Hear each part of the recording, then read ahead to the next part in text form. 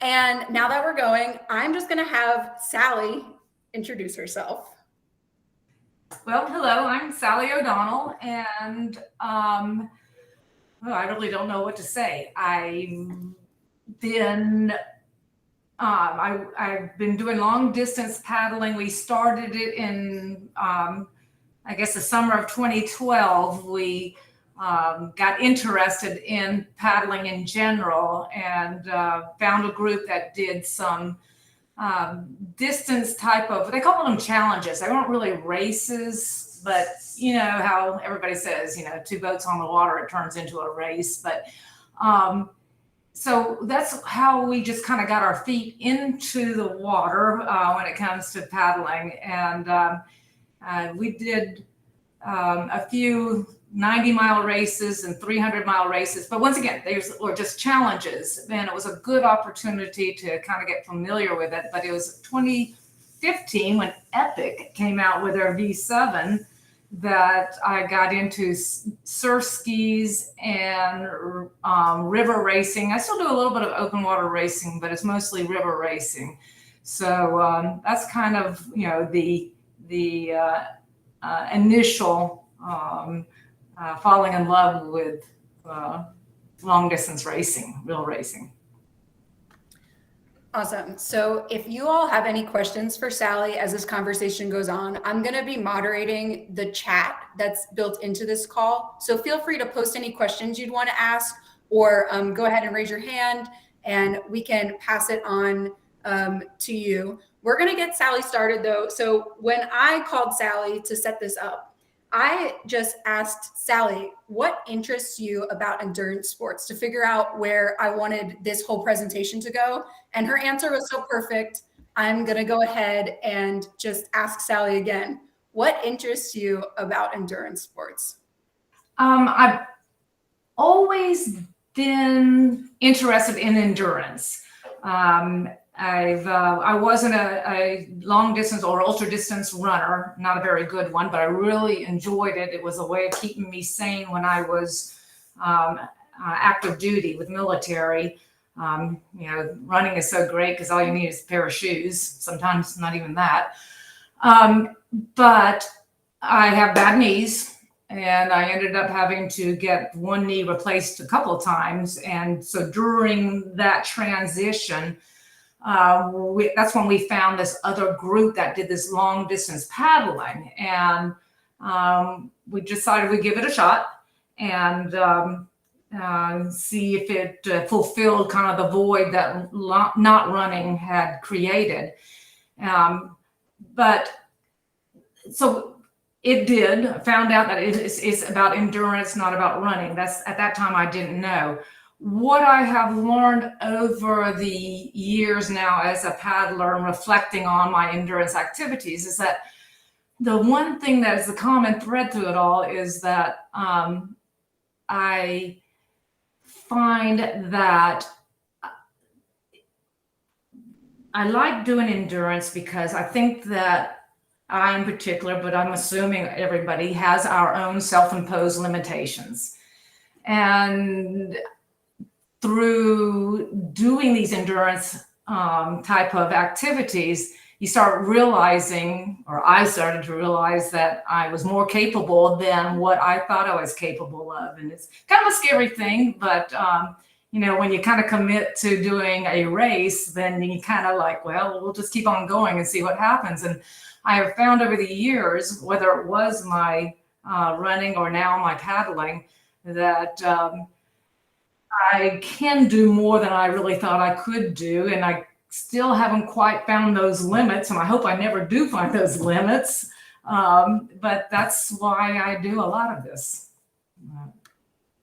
Awesome. So today we're going to talk about what we like to call the big three: the Alabama 650, the Texas Water Safari, and the MR340.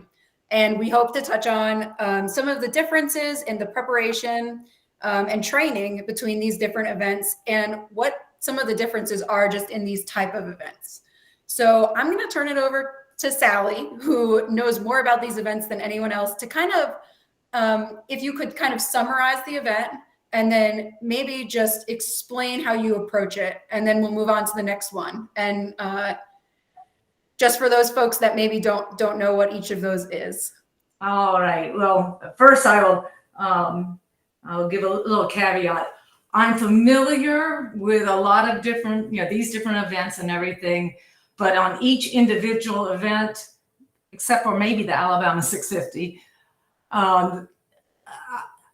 there are so many others that have much more experience and knowledge with them races, because the Texas Water Safari, which is a 265-mile race, has been going on now. This year was its 60th running of that race. So it's a multi-generational type of participation in this type of race. These folks have been doing it for a long time, and their parents have done it, and their grandparents have done it, and it's just quite a culture over in Texas. And to be, able to be a part of that is pretty exciting. So that being said, the first time I did it was in 2019, and then I think it was 2020, of course, was COVID. 2021, I did it in 2021, 22, and 23. So I've done it a few times. I'm getting familiar with it. I'm getting to know the folks there. It's a wonderful paddling community. So that's just in a nutshell. I'm going to come back and I'm going to kind of go back and forth to these different races and kind of compare different things as I go. So it's 265 miles. It's on a couple of narrow rivers, the San Marcos River and the Guadalupe River. And then it has the final push to the finish. At this point, because they have to change their finish point, it's about it can be up to 8-mile crossing, depending on where you come out of the mainland to go through the open water to get to the finish. So it has about 8 miles. The MR340, which I think this was its 18th running, and I'll have to look at my notes. Yeah, this year was its 18th running of the MR340, 340 miles. It's on a river, the Missouri River, and which has a nice, good push and everything.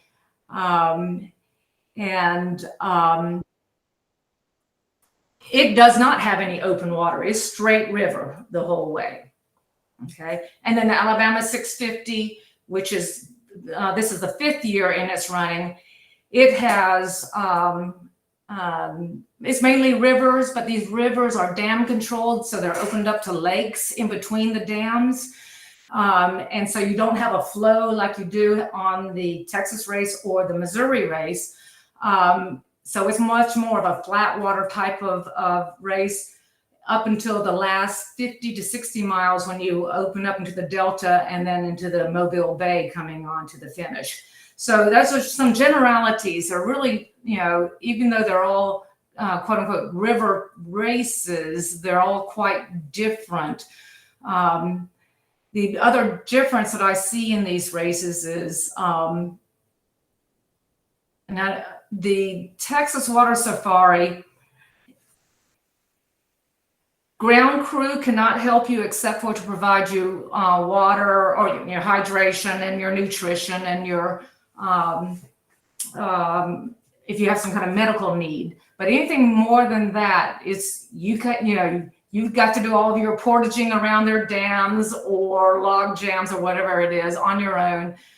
Even fellow competitors are not allowed to help you. So it's a much more of an individual type of race. Or if you're in a boat with multiple paddlers, then everybody in the boat, of course, can help each other, but you cannot help somebody in a different boat type of thing.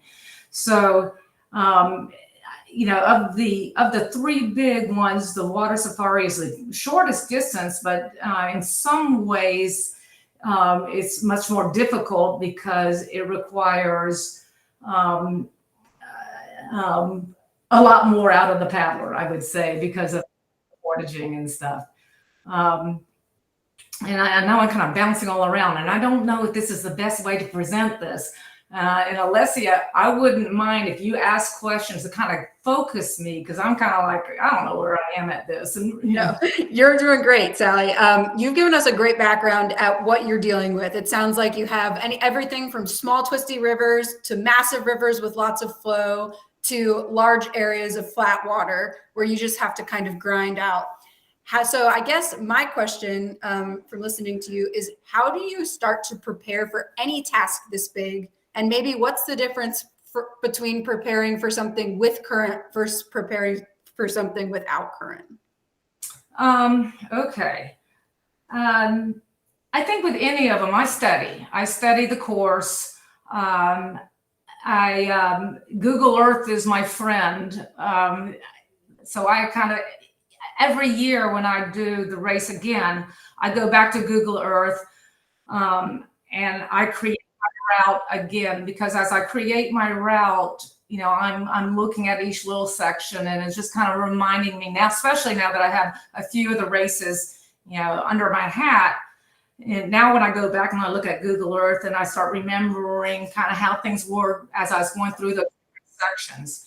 So, you know, that's part of my, just my, I guess we'd say, off the water type of prep, is trying to get into my head what the race course is like. When it comes to actual training for these different races, on the water type of training, it's actually not too different from, even though these are all different types of races. What we focus on, and when I say we, my husband is also a very good paddler. He likes the short distances. He gets bored and hungry if it's too long, but he also loves to study the technique, and I benefit from that because he's a very good coach. And so what we do as I'm preparing for these different races is we're working on technique.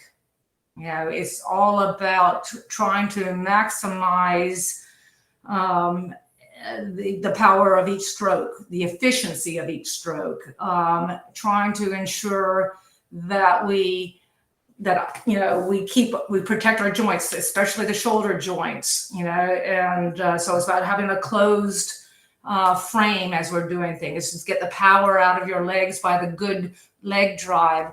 So I don't do long distance training sessions that much. Even for the 650, I think my longest training session was less than 20 miles. It's just about getting comfortable with my technique, comfortable with whatever boat I'm in, and comfortable with the gear I'm wearing. So that is the most important when it comes to that part of preparation. And like I said, for the, you know, as far as the non-paddling portion of the preparation, it has a lot to do with studying the course. If you can get out there, the wonderful thing about the Texas race is, you know, they've got a few, if you can get over to them, they've got a few lead up races that they do sections of the race. And so you get to start to understand what the different waterways are like through that, because the San Marcos River is a lot different than the Guadalupe River. And then they've got so many different dams that you have to go across that first day. So the first day is all about obstacles, really, on the water safari. You're going over dams. I think there's like 8, I think, before you get into past Gonzales and into just kind of some steady river going. There's also a little bit of white water. They've got a few little waterfall drops, which would, you know, you can portage around, or you can run them depending on what your interest is and what type of boat you're in. But so that first day is a lot of obstacles. Great thing about that is you're out of your boat, in your boat, out of your boat, in your boat. So you're not getting, you know, for a lot of us sitting in our boats for a long period of time, your bum gets pretty sore. And you get many opportunities during that first day of the water safari that you're out of your boat and back in the boat. Second day of the water safari, and third day if you go that long, is more of a grind. And that's when your bum starts getting, and you're looking forward to those log jams to get out of the boat and portage around them. But so so I guess where I was going with all of that was, if you can get onto portions of the course and see what it's like, there's nothing that beats that. But Google Earth is your next best friend when it comes to that type of prep. One thing I've learned about the difference in these three races also is about how I start the race. Because the Water Safari, you start in a very small lake, and within a mile, well, not even that, half a mile, a tenth of a mile, it's a short, maybe a quarter mile, you are doing your first portage over a little dam. And you only have 3 really good places to get out and portage, so it becomes kind of a bit of a back haul if you're not up there up front. So that race, you want to sprint to get to your first portage. It's a 265-mile race, but you got to sprint to get to that first portage. And actually the first few miles of the race, you really want to be hammering it, because it is such a narrow river, and you could have 175 boats, and these boats can have 6 people in it down to 1 person in it. I mean, it's a crazy start. So that's kind of how the Water Safari begins. The MR340, while it has a lot of boats, it can be up to 500 boats that are starting. They do it in 2 different groups. You have the solos that start at one point, and it's either a half hour later, I guess it's an hour later, the multiple boats begin. And for that race, there are no obstacles. It's just a grind. It's 340 miles of a grind, but you have a nice flow from the river. So with that race, you just start out at not easy, but whatever what pace, or I start out with whatever pace I think I want to hold for the time.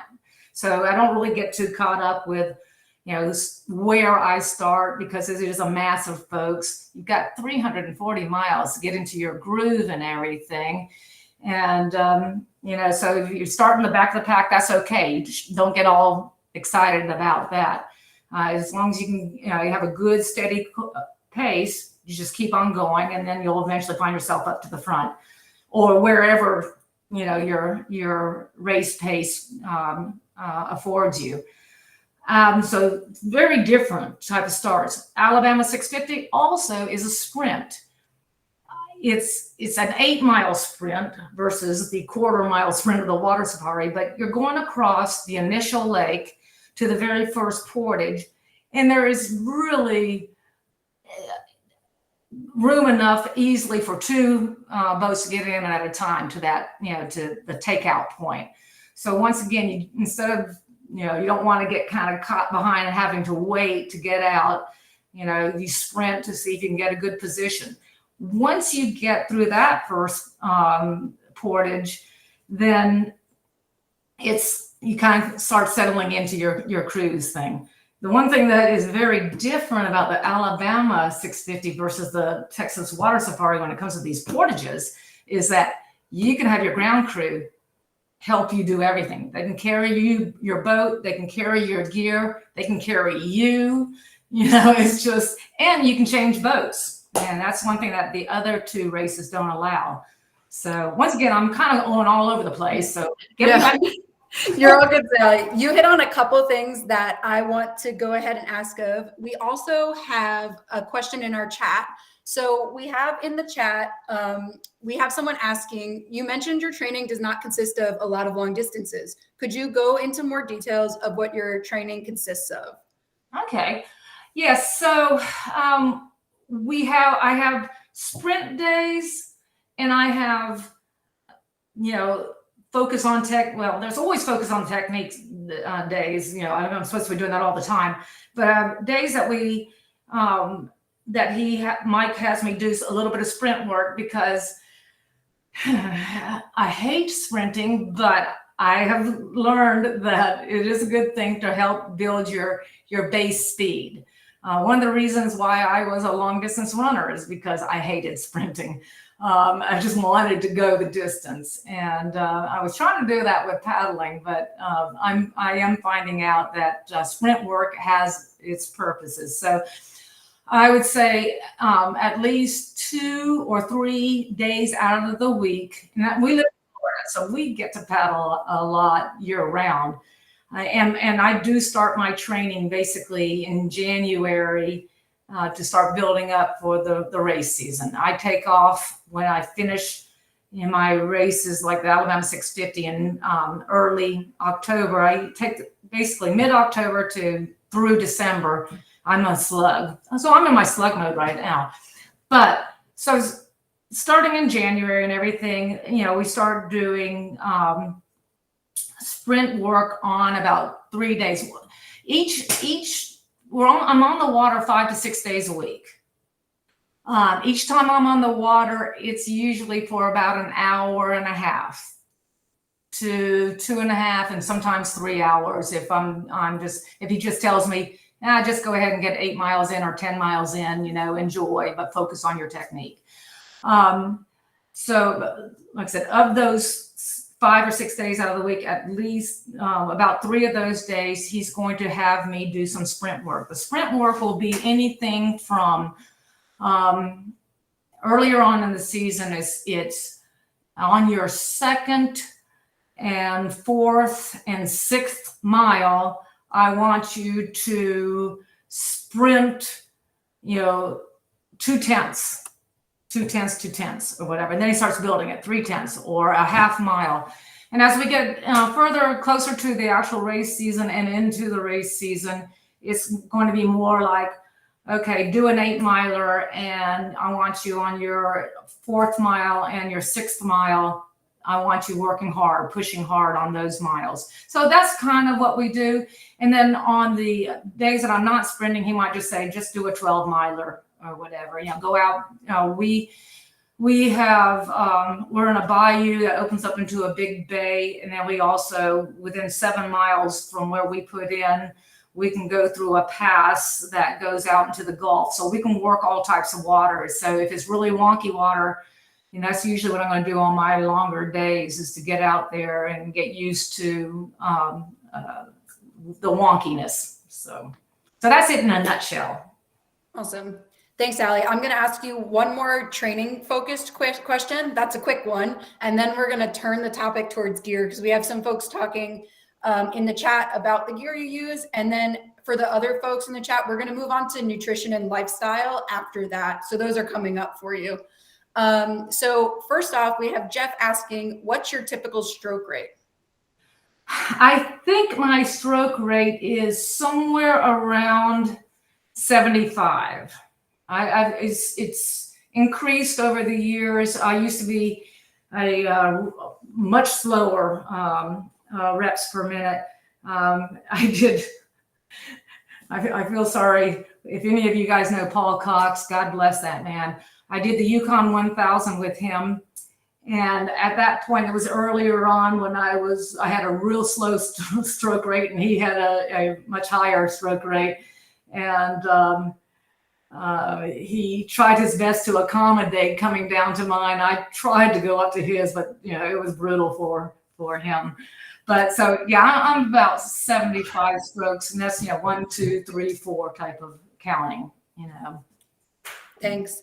So I'm going to turn you quickly towards gear. Can you chat a little bit about the different boats that you use for each of the events, as well as just some of your other things you use, like your hydration bladders, the clothing that you wear, things that help you perform in the endurance setting? Sure. Yeah, the different courses do definitely require different boats. The Texas Water Safari, you're only allowed to have 1 boat. So what you start with is what you finish with. Even if your boat breaks apart, and you're still able to make it, then you better make sure you have the part of the boat that has your race number on it.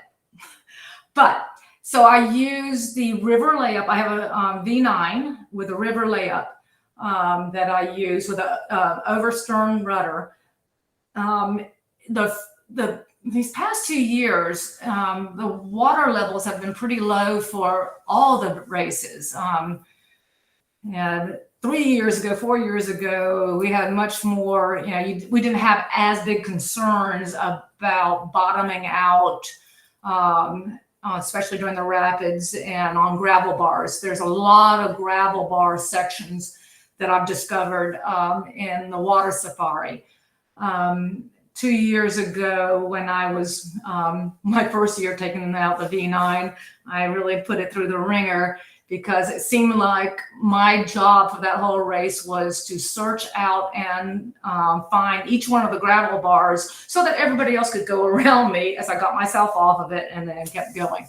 So the Epic, the V9 in the river layup, it served me well. I drug that thing all over stuff, because on these portages, you're going over rocks, stones, in some places, you're a little bit of roadway and everything. And my boat got drugged more than it got carried. And thank goodness it was able to handle all that. So that's what I use for the Texas Water Safari. For the MR340, as I've grown, I was in a V8 Pro and then a V10. I think V10 Sport is what I've done in the last couple of years. Alessia, can you hear me? You just went dark. We, this is embarrassing. We have a fuse that blows every time someone turns on the microwave, and Cameron just microwaved dinner and blew a fuse. So I'll have lights back in a second. Okay. I just want to make sure that, and everybody else can hear me. I'm here. Okay. Oh, that's funny. Okay, so the MR340 is you have very few obstacles. You do have things called wing dikes, because it is an engineered river. So, and the wing dikes are rock pylons, and but as long as you stay, in they describe this river as like in 5 channels. If you look at the width of the river, and that river can be very wide, but if you kind of divide it in 5, you got the center, and then you've got, of course, the 2 and the 2. So as long as you stay in lanes like 2, 3, and 4, you're not going to run into the wing dikes. And that's where the faster water is anyway, because it's engineered to go that way. And, I could go into a lot more detail about how to read that river and everything. But in general, if you stay towards the middle, you're not going to be hitting anything. So for that, you don't need a layup like the river layup or anything that sturdy. This past year it was a little bit crazy just because of the storms and everything, and but I still was my 10 Sport, and I think it's in. Hey babe, what's my layup for the 10 Sport? Ultra. Yeah. Okay, so in the Ultra layup, I had no issues, even with all of the debris that was in the waterways from the flush out from the storms that came through. So, and then when you get to the Alabama 650, that's the beauty. Here's another difference in these races. The Alabama 650, you're allowed to change your boat. You can be in a outrigger, you can be in a ski, you can be in, you can change what vessel you're in as long as it's, powered by, you paddling, but just as long as it's not anything with wind or motor or anything like that. So I bring an array of boats. For that first section, I try to go, like I said, that's a sprint for me, that first 8 miles. So the V10 Gen 4 is what I use this year. I'm thinking that was the only time I was going to be using the V10 Gen 4, because I just, did not know. The second section after in the Alabama 650, after that very first portage, it's called Weiss Dam. That's what you're portaging. When you get to the downside of the Weiss Dam, it's very shallow. So you're going to have a lot of rocks and everything there. So you need something with a kick-up rudder. I mean, you can get through it with an understern rudder, but you're going to be losing a lot of time, and you are in jeopardy of damaging your boat, especially in these past 2 years with it being as shallow as it has been. But even 3 years ago, when we had really high waters, I still hit some of the rocks through that section. So I use on that, I use my V9 again with the kick-up rudder and everything. I didn't have to worry about anything. And so then about, I think it's about 24 miles into that second section is where I meet up with Mike, and I switch back to, this year I switched back to the V10 Gen 4. In years past, I've gone with the V10 Sport or the V8 Pro earlier on before I had the other ones. But there's just really nothing in the river that is of concern, so you don't have to worry about having to have a kick up or any more sturdy type of layup. So, and then that race, you do have to, there's one section that's about 8 miles. It's in Wetumpka. It's right after the Jordan Dam, and before coming into the cute little township of Wetumpka, there's a section of white water. And I go to my V7 for that. And this year we were extremely low. I did it at nighttime, so I had no idea how I was going to be running stuff. Pitch black. And I saw there was, I've run that section probably a good 10 times over the years. Because I've gone up and just trained on that section, but just depending on the water level, it's always going to be different. So going through that section this year, we hit rapids that I didn't know existed because the water level was so low, and so you had a whole different dynamic going on. But so what I did in that section was just, I'm in my sturdy V7. I'm just going to trust it, let it go where it wanted to go. And all but 2 or 3 times, it chose the right route. I made it through without getting flipped or anything. Just a couple of times I got high centered on stuff.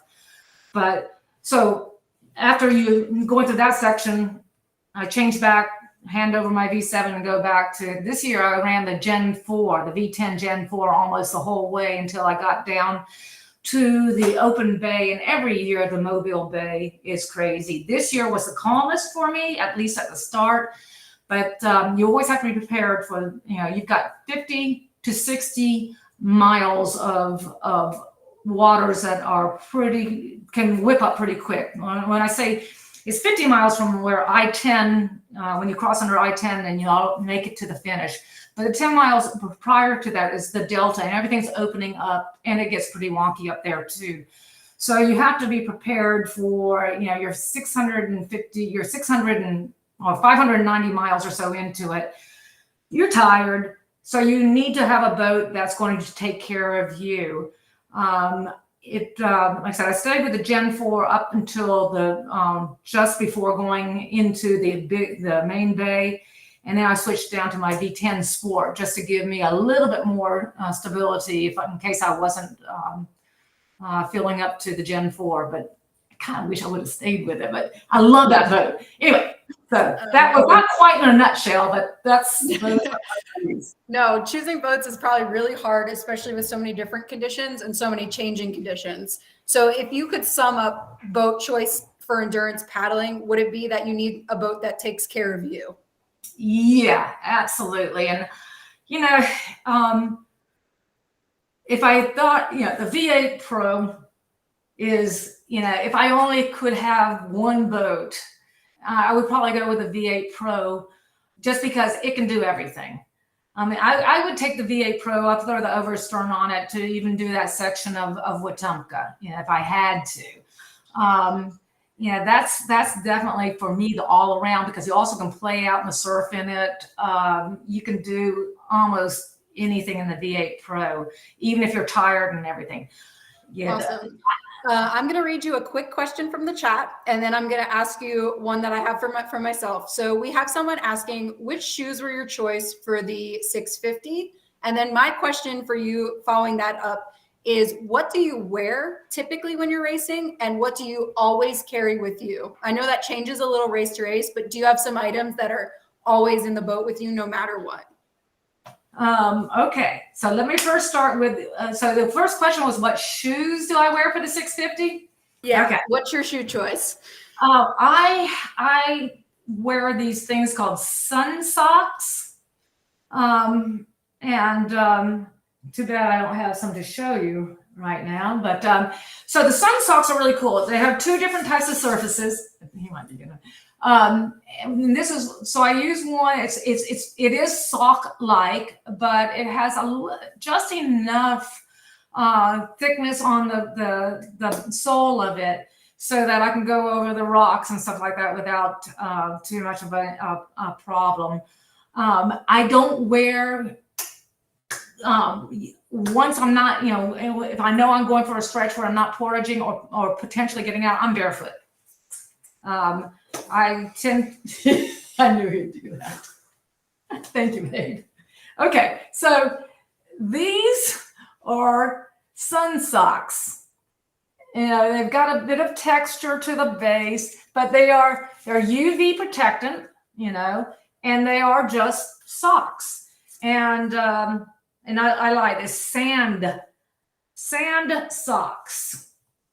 And they're great. They're great. They, I do, I say I go barefoot, but even during the long races, I'll have something covering the top of my feet, whether I just lay these on top or whatever.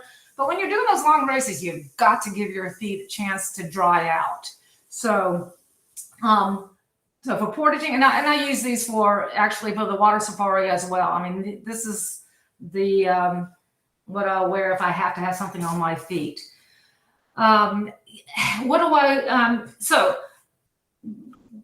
I wear in general is I always wear a long sleeve type of UV protectant, quick dry shirt. And I always wear UV protectant leggings. And so these leggings, though, are just like arm sleeves. They're leg sleeves. I can take them down when I don't need the protection from the sun or the extra warmth that they provide. I have found that actually when it's really hot, wearing those leggings cools you, and also having long sleeves is much cooler than going with bare arms and bare legs, because being in a surf ski, you're always wet. So, and so just having them, as that wicking away just helps keep things look pretty cool. So that's what I wear. And then I wear Vycobie shorts, or the Vycobie paddling shorts. They have a little bit of padding in them to give my bum a little bit of break. So, and that just led me to what I always have with me. I always have some type of seat pad. It's the very thin seat pads that Epic has. Mach also has them, I believe. And they have little cutouts where you for your sit bones. And so I always have one of those. Other things that I always have is my vest. I made it out of those little jerseys that you buy, they're called pennies or something like that. It's, this team is all blue pennies and this team is all, they're those little mesh things. So no sleeves and everything, I take them and I fold it up and sew them so that I have, it basically just comes to my waist, but the fold up portion I make into pockets so I can keep things that I need, whether it's my pickle juice or food or whatever in the back pockets. Depending on the race, I might carry a sun buff, or I might carry my headlamp if I know that it's going to be going into the nighttime and I might need it. So stuff like that. So the vest also is something that I always have. When it comes to hydration, I use usually a 3 liter or a 1.5 liter Camelback type of bladder. And I have, for me, I'm short enough on the boats. I'm 5'5". So in most of the boats, well, every boat I have, I've got room in front of my footboard for a 3 liter bag to be. And so I make a longer tube that comes through underneath the footboard and comes up to the magnets on my mesh vest that match the magnets on my tube, so that I can just dip my head down without taking my hands off the paddle and get my hydration and nutrition, because I get a lot of my nutrition through a blend of Infinite, it's called Infinite Nutrition. And that's where I get the majority of my calories for a race, is through that. So I think I hit everything. Did I hit everything? Yeah, I mean, that sounds really great. Let's chat about 2 more items of gear, and then I want to dive more into the nutrition before we start to wrap things up. So the gear that I'm wondering about is, you've talked a lot about navigation on these courses. Can you talk more about maybe how you navigate on course, what you use to navigate, or if you carry any kind of like spot or inReach, or what that looks like for you? All right, so each one of the, for all the races I've got a Garmin 78, hang on, 1 second, I can grab this real quick. It's right here. Okay. All of them wanted to come. So I use a Garmin GPS map 78, there it is. SC, and I guess that's what, like, has charts or something like that. But the thing is, I build my routes on Google Earth and I transfer it here. The maps really don't do anything for me. It's the pink line, and that pink line can be going over earth or water. I mean, it doesn't matter, because I'm not paying attention to that. I know, I trust my pink line because I've created it in Google Earth. And so that's my main navigation. You'll see MR340, they do provide I guess the routes, if anybody wants to, just load up the GPX, and so does Alabama 650. And I'm sure all those are good. It's just, I've always used my own. I just don't know. I know what I've thought about and what I saw when I created them. So when I know I'm out there and it can be pitch black, whether, you got the storms coming through or whatever, I know that if I focus on my pink line, that I'm going to be on course. Sometimes I might hit things that, move, but often it takes care of me. So I think, okay, what else did you ask there? That's awesome. Thanks for all that. We're getting a question in the chat. How do you set your Garmin 78 to conserve power for the whole course? That is an excellent question. All right, so I use it only to follow that pink line. I don't record anything. So I turn off everything. You turn off, when you go into the settings, you turn off the compass.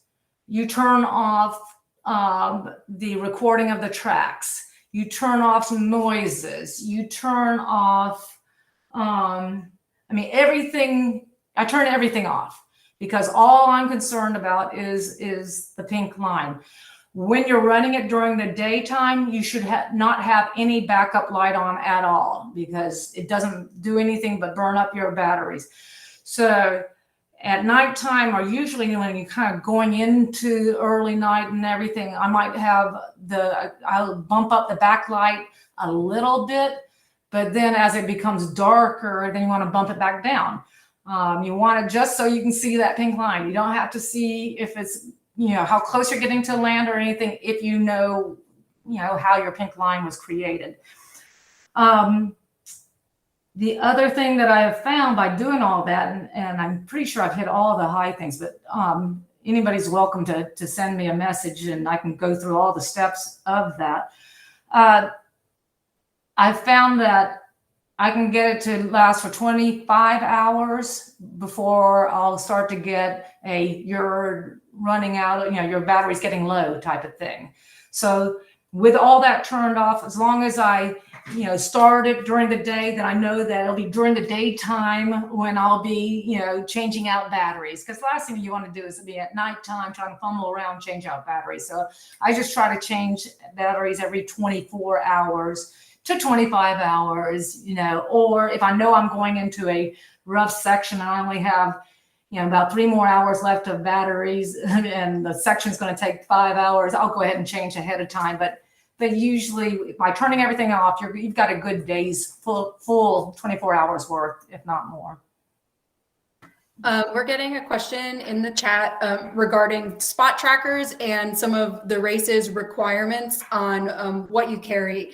I just looked it up. The Texas Water Safari does indeed require a spot tracker. Could you speak a little more about these required trackers that some races have and how you use them? Okay, so as you said, the Water Safari requires you to have a spot tracker. The Alabama 650 requires you to have 2, but they provide them. That's part of your entry fee, which is really nice because they've already set up everything. And when you start that race, you get issued your 2 spot trackers. That race, they have they limit it to 20 boat entry.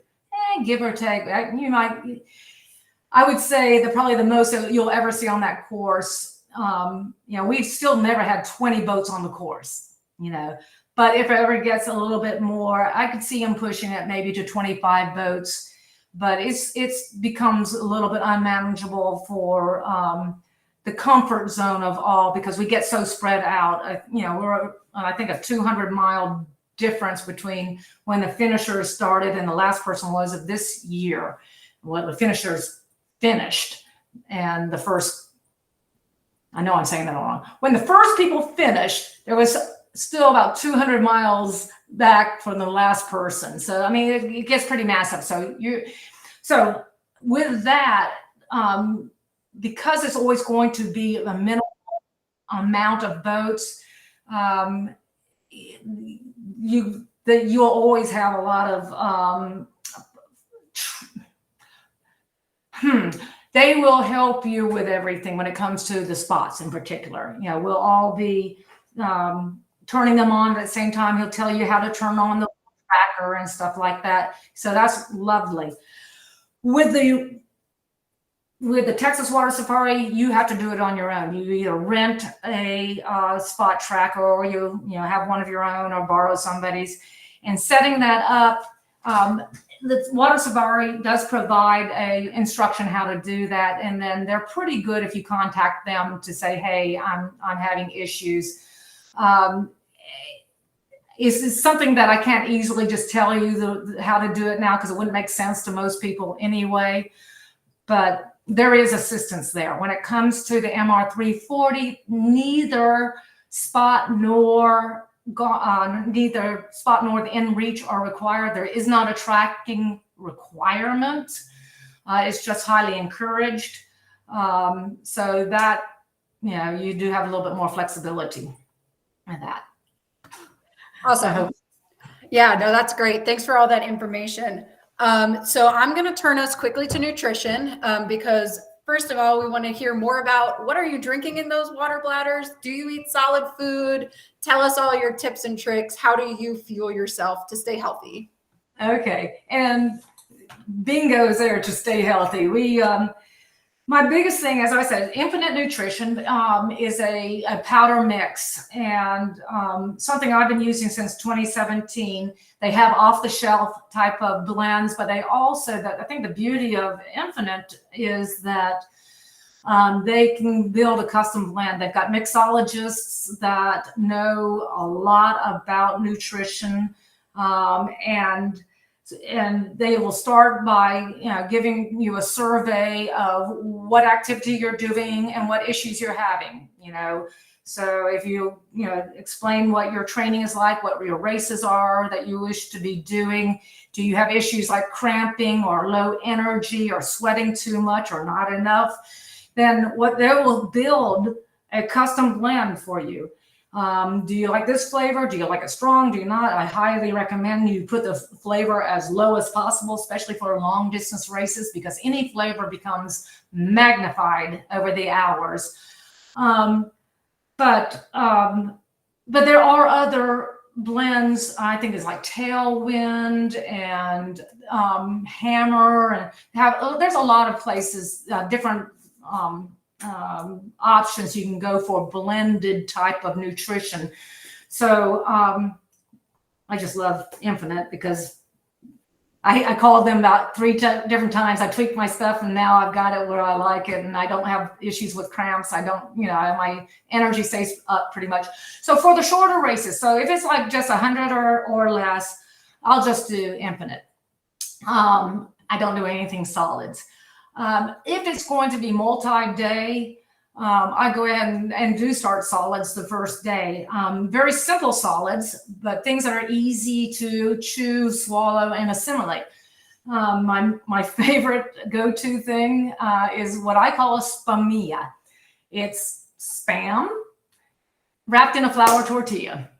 But you get your protein, you get a little bit of fat, you get the salt. It's very easy to chew.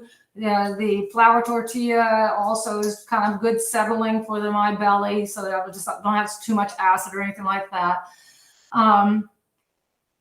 So between Spamillas and my Infinite Nutrition, those are the 2 main things that I'll do. I will do other little things along the way. Mike might surprise me with something very simple from like a flatbread thing out of the Subway that's cut into little bite sizes, and I can easily eat that.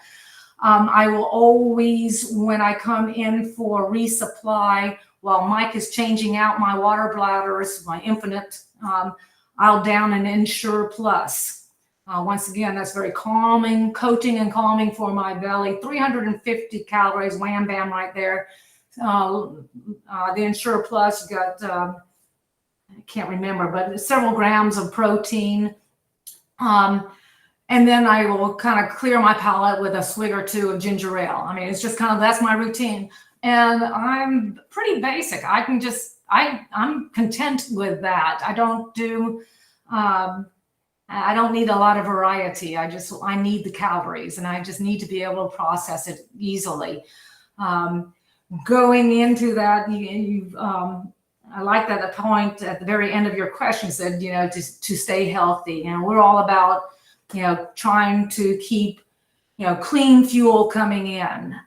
We also are very, Mike and I have been doing some type of sports throughout our lives. And, we do like to stick to whether it's the ICF or, the basic overarching rules for competition when it comes into, the world view of fair competition. So we don't do anything that would violate the non-doping aspect of stuff.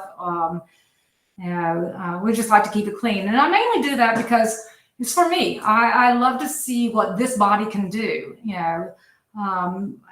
Going back to the very start when we talked about, why I do endurance is I like to, it's a big experiment. I have these kind of ideas of, okay, well, I don't think I can do that, but we'll give it a shot. So I give my body the best fuel it can.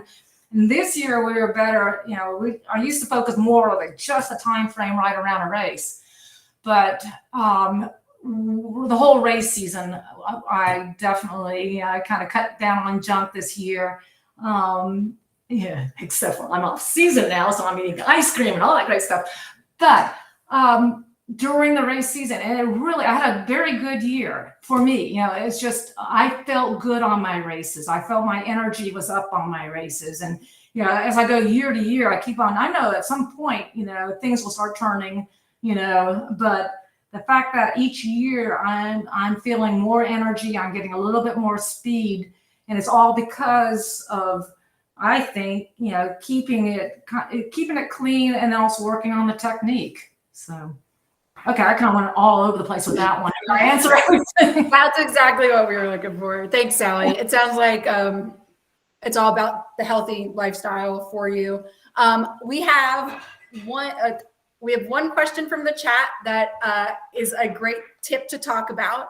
And then I have a question for you, because we've talked a lot about the yeses, like this is what I like, this is what I do. I wonder if you have some advice on what the no's are of endurance racing. And the chat wants to know, how do you pee? I love that. Okay, so first I'll try to answer the first one. Things that you don't do. You don't ignore things that are bothering you early on in a race. Do not ignore them. If something's rubbing you wrong or something, if your footboard isn't adjusted right, if something's bothering you, take the time it requires to make the adjustments early on.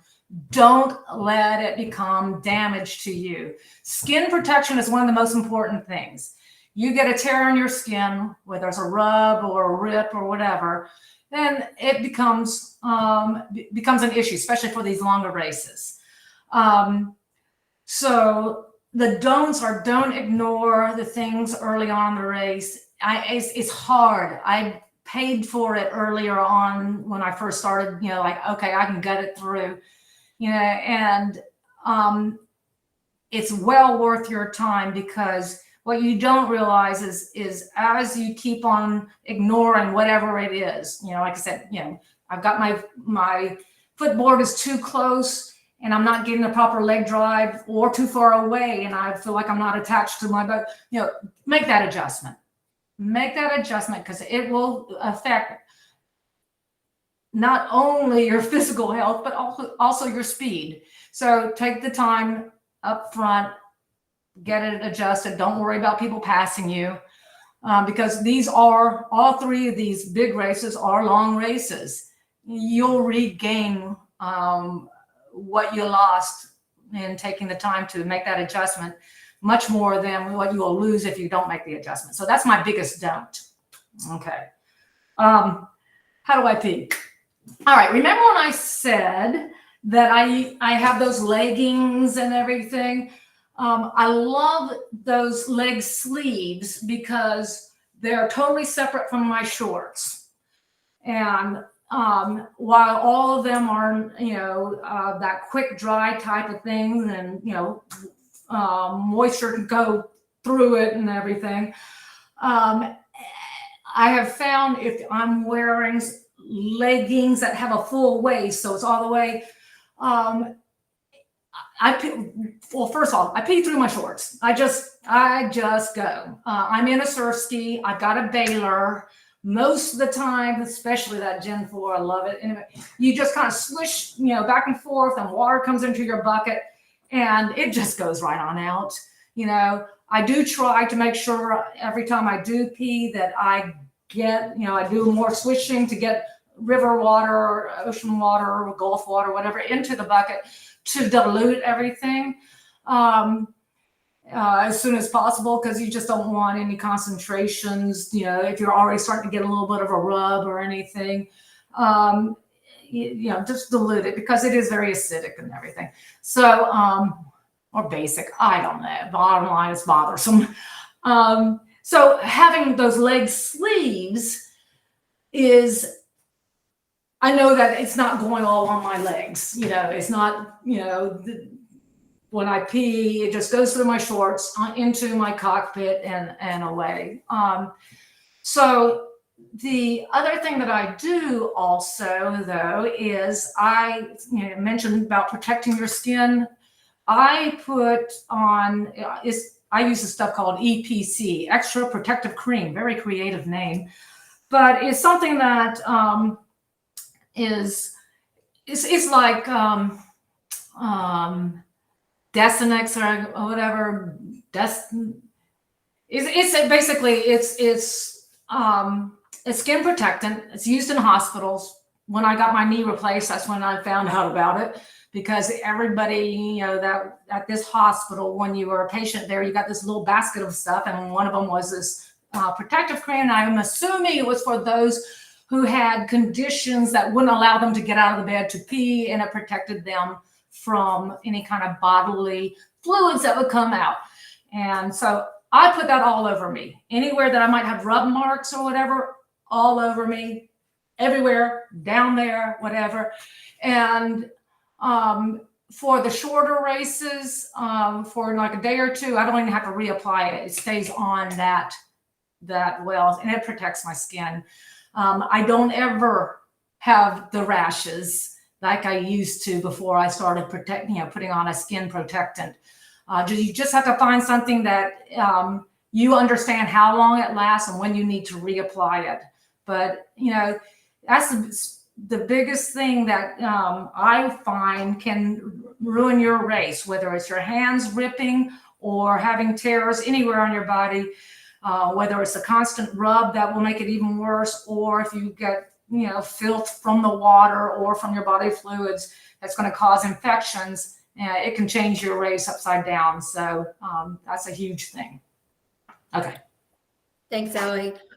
So you've shared a lot of small physical tips and tricks for us. So now I'm going to ask about the mental tips and tricks side of endurance racing. How do you keep yourself engaged, awake, all of those great things that go with endurance racing? And for folks that have questions, we are going to start wrapping it up. We're going to talk a little bit about Salli's goals in the future, and then we're going to start winding down. So if you have a burning question, please put it in the chat so I can make sure we get to it.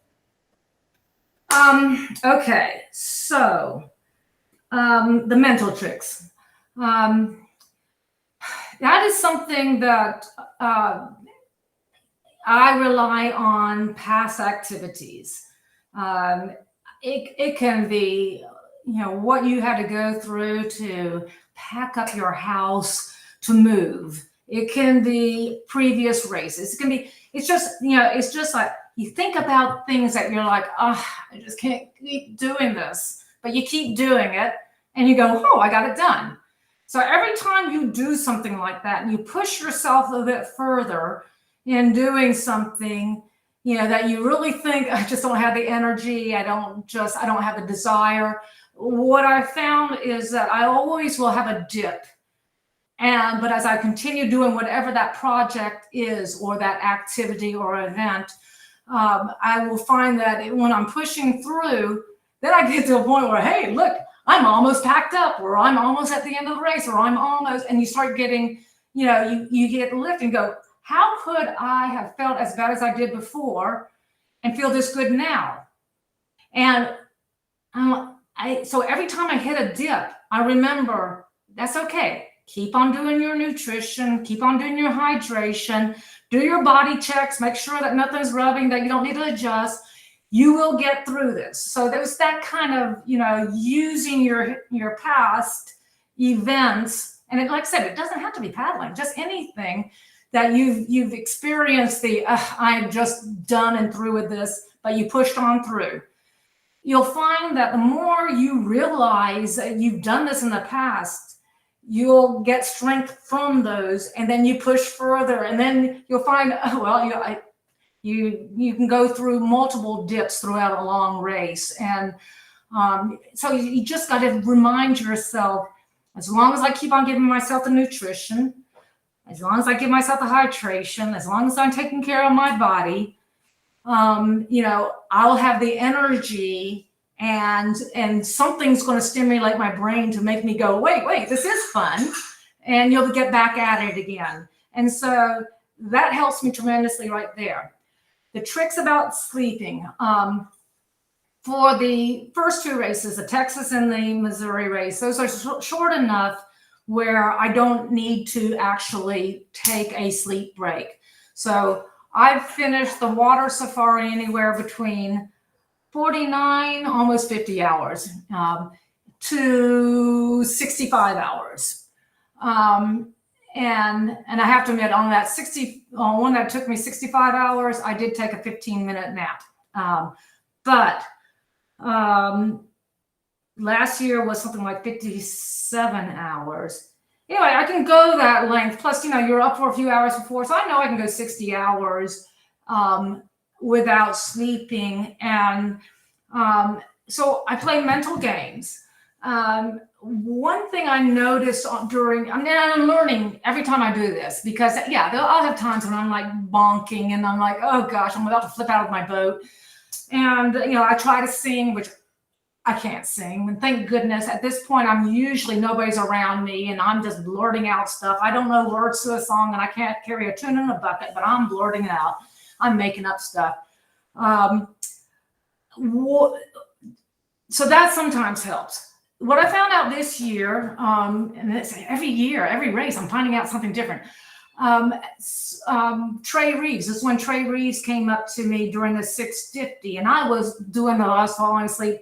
Well, started talking with him and it was like, we went the next like 4 hours or whatever and just talking, and it felt just totally alive and everything. So just engaging like that. So the next night I'm like starting to get a little tired and everything. And I started to do the nod and it's like, so I started talking as if I was talking to my dad, my mom. I lost my dad in 2009. I lost my mom in 2014. I had a lot that I had to catch up with them about. So I talked to them. I mean, like I'm talking to you guys right now. And it was amazing how next thing I know, the sun's coming up. I made it through the night. And when the sun comes up, I'm like, ooh, it's a new day and I've got new energy. And, so just tricks like that. You just have to find what trick works for you. Like I said, I actually do sleep stops though during the Alabama 650. I take a lot of sleep. I get into a groove where I'll do a 4-hour stop every 24 hours, which first half hour is kind of getting out of my wet clothes into dry clothes and kind of rolling out my back. I always carry a firm roller during that race so I can roll the kinks out of my back.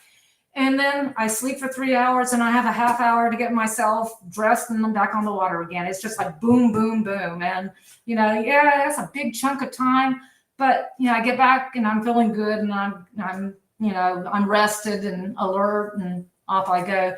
But like I said, for the other ones, it's really those mental games that come into play. Okay, did I hit everything on that one? Awesome. Yeah. We have a question in the chat. Have you ever hallucinated during a race? And if you have, what did you do about it? I guess, yes, I have one real hallucination that often you see things in the trees. I mean, it's like, oh my gosh, I love cats. So I'm going to see cats in every tree. In the clouds, I see everything. I see faces and everything. But to me, that's not really hallucinations because I know, that I'm just forming things out of objects, and I know that they aren't, the only time I had a hallucination that I did not know was a hallucination was at the end of one of the Texas water safaris. It was that one year that was, it was like a 57 hour or 55 or 57 hour. Anyway, it was during the bay crossing, daylight and everything. I had seen Mike for my last resupply. And then you'd go through about another 10 miles of kind of canals before you come, you can choose where you come out into the open bay and then you make the crossing. So it was during that open crossing bit, I look at my watch and I see this cracked, how the LCD kind of face starts doing the bleed out and, you start losing the ability to see the numbers. And that was what was happening with my watch. And I was like, how did I break my watch? It was fine when I saw, that the last resupply. Did Mike hit my watch? That's the first thing I thought. Did Mike hit my watch? How could he? Because anyway, so it's kind of like that. And then as I kept the cross, I was looking and I was like, oh my gosh, it's getting worse. I can hardly even see the time on this. So anyway, got to the finish, had the little yay, we finished, loaded up the boat, got to where we're staying, got cleaned up. It was the next day. I asked Mike, I said, by the way, what happened to my watch? And he's like, what? And I said, my watch, it was busted. It was fine at the saltwater barrier, but during the bay, I saw it was busted. I don't know how it happened. And he goes and gets it. And I mean, it's not busted. There's no, because I saw cracks in it and everything. No, it was nothing the matter with it. So that's the only real hallucination I'm aware of. Who knows what's along the way that I never had proven. It wasn't, but I'm not sure I've had another real hallucination. Thanks, Salli. So I guess our last question is there a goal that you haven't achieved or are still working to achieve? And what's your race plan for 2024? Okay. Yeah, there are goals that that I haven't achieved. And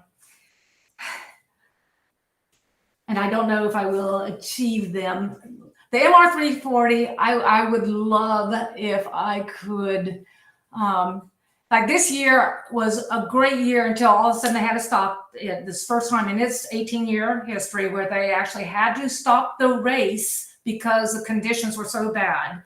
There had been big storms. All the tributaries were, a lot of trees and debris were coming from the tributaries into the river itself.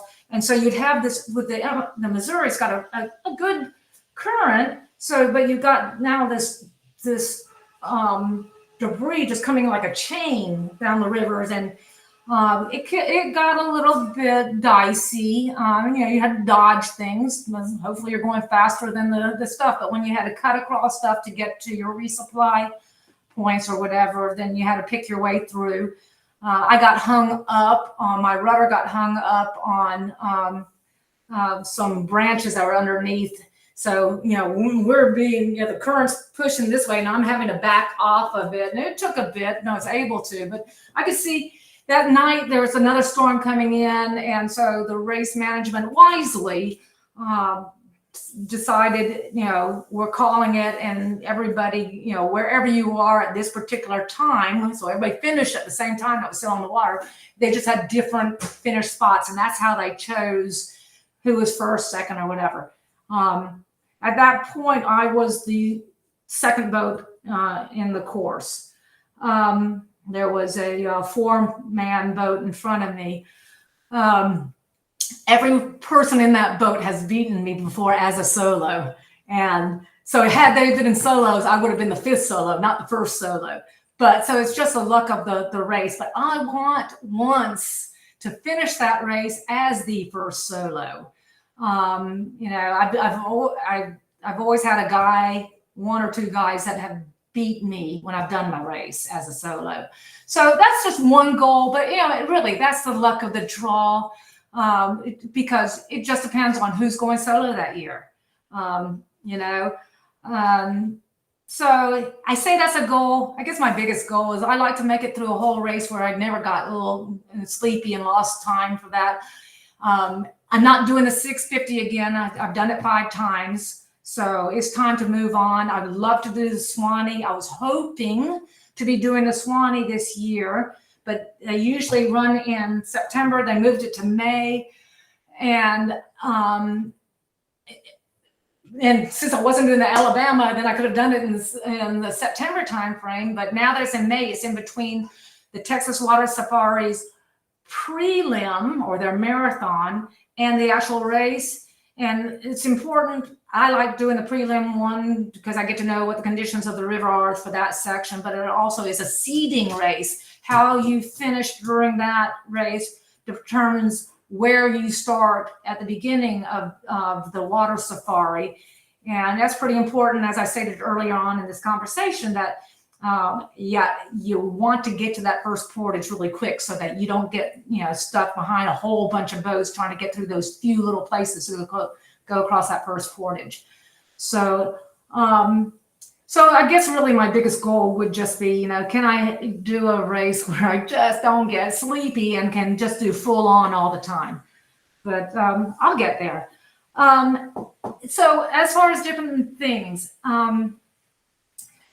we're starting to look at some other long distance races. There's a one over in Australia, the Massive Murray, that we'd love to do. It's a stage race.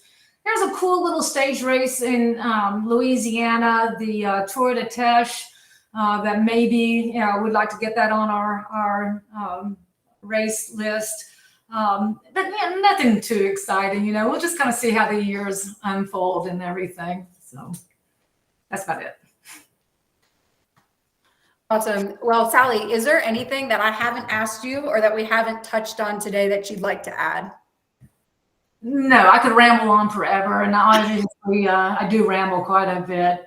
But I think instead of putting people to sleep, we'll just kind of call it here. All right. You're definitely not putting us to sleep, but yeah, we are approaching the end of our clinic. Did I miss anybody's question that would like to unmute and ask a question to Salli now? Crickets. Yay. Okay. Salli, thank you so much for making yourself available. Salli totally is just doing this as a volunteer for us tonight so that we can impart this information on you all. I know I learned a lot from it, Salli, which is just super awesome. I'm going to go ahead and I'm going to drop my email into the chat for anybody that needs it or wants to get in contact with me. You can reach me at both. So my name is Salli O'Donnell. It's kind of hard to spell, so be sure to check your spelling if you're going to email me there. Or you can email me at sales@epickayaks.com. That also comes directly to my inbox. But please, if you have an idea for a winter clinic, I know it's early to be thinking about next winter already, but I like to set those up a year out. So I'd love to take, like, if you're like, oh, I just want to hear more about this subject, I can start working to find somebody to teach that for us next year. So if you have ideas for winter clinics, if you want me to come run a demo in your area or teach a clinic in your area or any kind of resources that you need, I can provide you. Send me an email to either one of those two email addresses. Thanks again, Salli, and thanks to everyone who attended. Thank you. Be sure to check out the video tomorrow. Thanks, gang.